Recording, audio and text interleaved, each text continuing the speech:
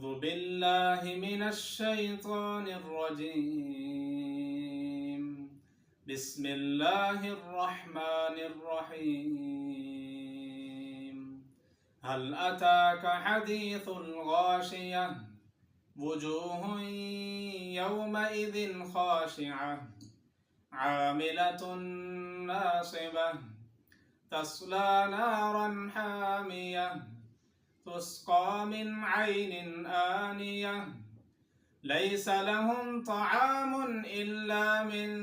ضريع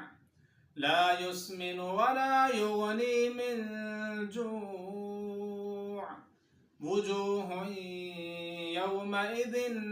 ناعمة لسعيها راضية في جنة عالية لا تسمع فيها لاغية فيها عين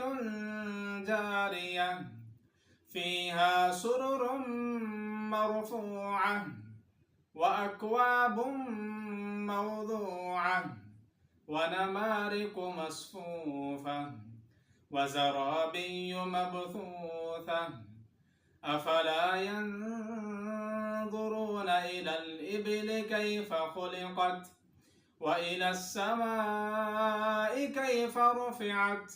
وإلى الجبال كيف نصبت وإلى الأرض كيف سطحت فذكر إنما